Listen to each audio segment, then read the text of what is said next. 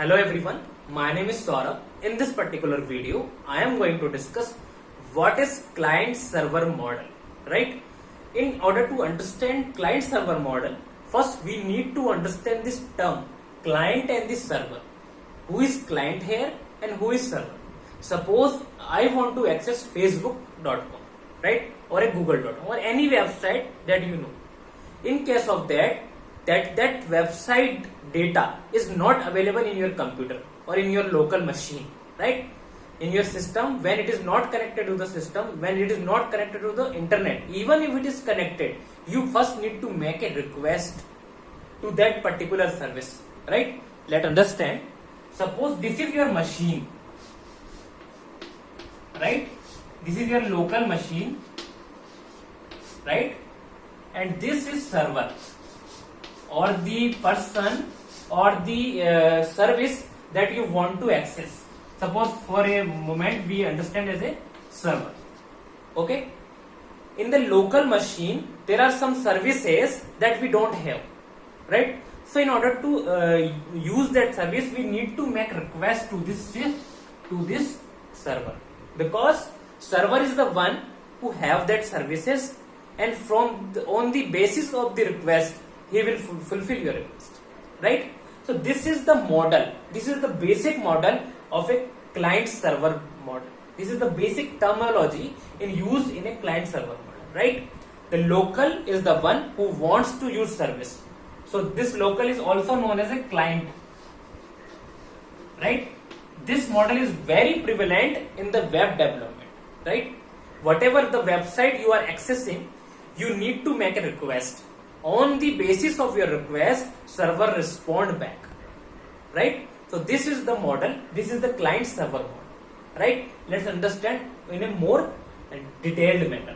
So when a user or the person who wants to use some access, suppose I am the person and I want to access google.com, right? In order to access this website, Google, what I need to do, I need to open my browser. Browser is what?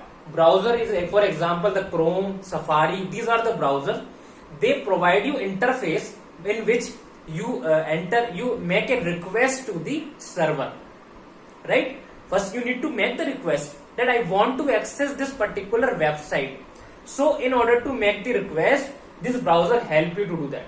They do the task in behalf of you. Suppose in the browser, Chrome browser, you write www.worldwideweb.google.com, right? Once you type this and hit enter, that website, that particular URL goes to the ISP. There is a term ISP, right? What is this ISP? ISP stands for Internet Service Provider. Internet service provider. Who are them? The Airtel, the Jio, the service provider who provide you the access to this giant network, right? What is the network? What is network? When I say network, I mean to say internet, right? Internet is nothing but a collection of different networks, right? So that ISP do for you. So first, whatever the request you are making, first it goes to the ISP, right? And ISP need to do some things. I will discuss that on. So please try to understand the flow, how your request is sending to the server and how the response is coming back to you. Okay? Once you hit google.com in your URL section, right?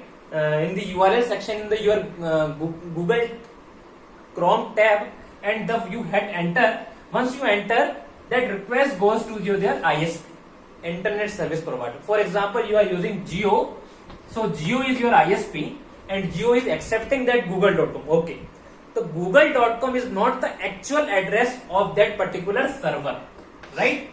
Google.com is just a nickname, right? Suppose you have the nickname or your pet, it's like exactly like that. That actual name is not the google.com. There is a term IP address, right? IP. That is the actual address provided to every website, right? So there is a mechanism available at the ISP that is known as DNS mapping, right? DNS, we will understand this term also. For example, DNS, please consider DNS as a domain name system. What is this? Domain name system is a kind of a directory. What is the meaning of directory in this particular scenario? Suppose you are writing google.com.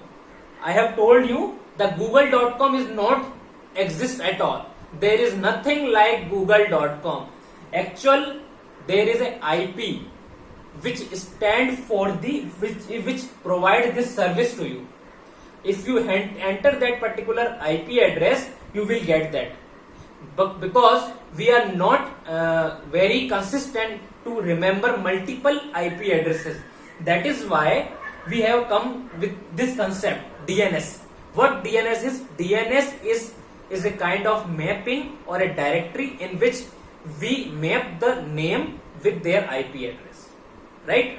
There are some organizations which maintain this mapping. So ISP record this data, that which domain belongs to which IP, right? So in order to that, suppose you are typing google.com. In a ISP DNS directory, that address is written that google.com is available at the particular this IP address, right? This IP4 address, for example. And once you get the IP address from the ISP, right? Once you send the request to the server, to the ISP, and ISP check, okay, this is the IP address of your requested domain or your requested URL. Okay, I will give you that. So ISP return you the IP address, right? What it will return? The IP address of that particular server, if it is found, right? Suppose you send a request of facebook.com, that request go to ISP and ISP read that, okay, you want to access Facebook, okay, this is the IP address of Facebook, which is consistent, which is persistent. You cannot say that is changeable. It is fixed most of the cases, right? So in case of that, ISP return you that particular IP address. And once you received that address, once you received the response from the ISP, right, in which you got the IP address of that particular server of you want to access, right?